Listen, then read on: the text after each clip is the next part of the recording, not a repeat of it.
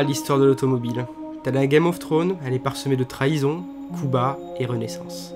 La voiture dont on va parler aujourd'hui ne fait pas exception à la règle. Matra, une marque que les plus jeunes d'entre vous ne connaissent probablement pas. Et pourtant, dans les années 70, ils connurent un petit succès avec une panthère bien connue, Bagheera.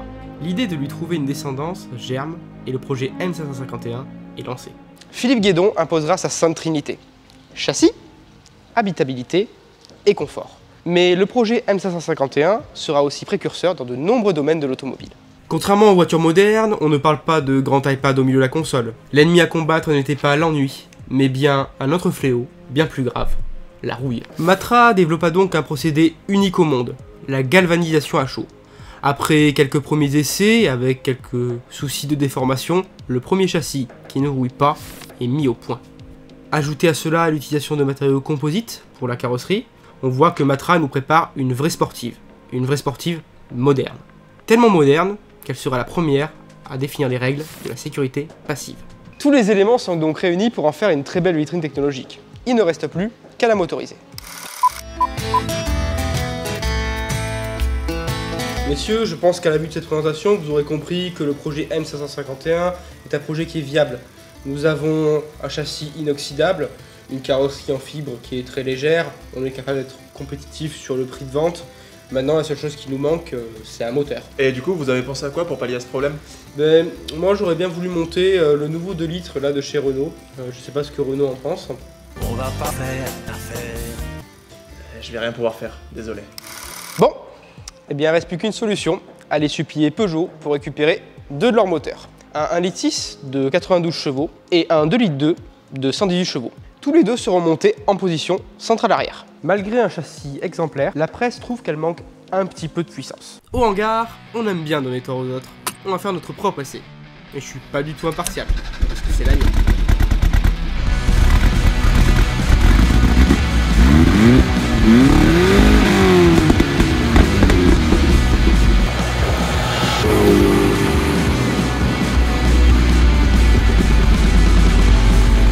Que dire sur cette voiture? Cette voiture sent bon les années 80. Tout est typique des années 80 cette voiture. Vous allez retrouver beaucoup de plastique dur. Vous allez retrouver ici du velours. Des choses qui sont vraiment années 80 qu'on ne voit plus dans nos voitures. J'ai aussi une autre chose à dire sur les plastiques. Ces plastiques-là qu'on a dans cette voiture vieillissent particulièrement bien. Si vous comparez par exemple à une voiture qui est contemporaine, on va prendre par exemple une Porsche 924, qui est aussi une très bonne voiture de ces années-là. La Porsche 924 ou 924S ou 944, c'est les mêmes intérieurs. Ces Porsche-là ont des problèmes de tableau de bord qui se fissurent à une vitesse grand V. Si vous arrivez à trouver une 924 avec un tableau de bord pas fissuré, c'est vraiment que vous avez de la chance.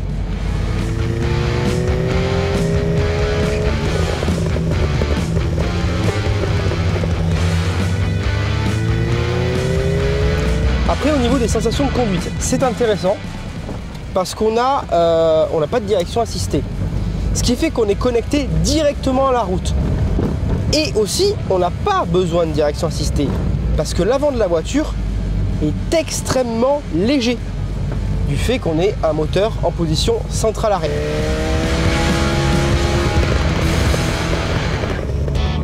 Et qui dit moteur en position centrale arrière dit sensation garantie.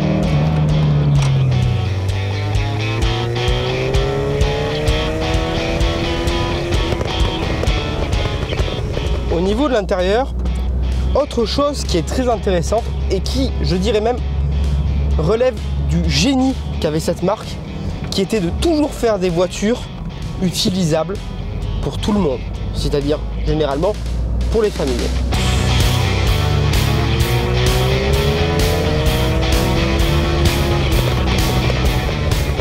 Ils ont eu l'idée quand même de concevoir un véhicule sportif avec 3 places à l'avant, donc ça fait une voiture quand même relativement large, même si par rapport au standard actuel, c'est pas si large que ça.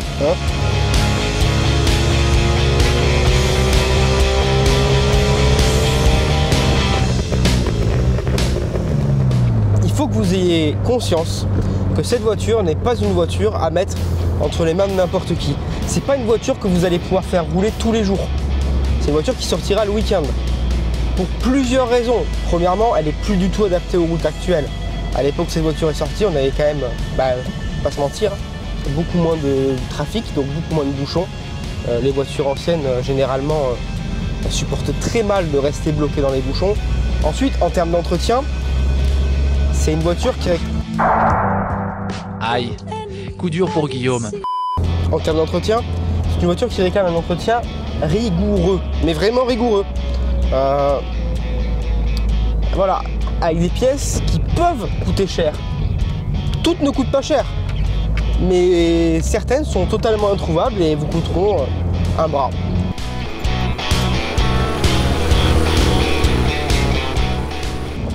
Une chose au niveau de la conduite, et pour moi une chose qui me semble être primordiale si vous vous intéressez à ce modèle, c'est un véhicule propulsion à moteur central arrière. Vous n'avez pas d'ABS, pas d'ESP, pas de direction assistée, il n'y a rien, vous êtes connecté à la route. Donc il y a moyen de se viander facilement si vous faites trop le con avec.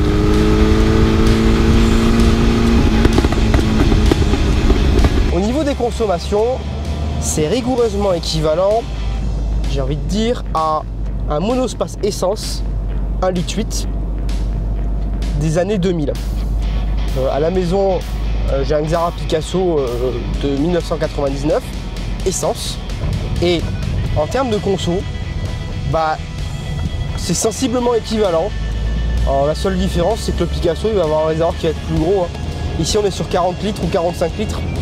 Bon, vous n'avez pas complètement tort, le 1,6 litre était clairement trop faible, il fallait absolument prendre le 2,2 litres. Pourtant, c'est la version la moins vendue. Et si vous voulez vraiment vous amuser, il vous faut une 142. Et avec cette motorisation, elle avait vraiment tout d'une grande. On a déjà parlé de son châssis entièrement galvanisé, ce qui était une prouesse pour l'époque, mais Philippe Guédon voulait plus. Et ça passe aussi beaucoup par son design, avec un CX de 0,328, ce qui à l'époque était très impressionnant.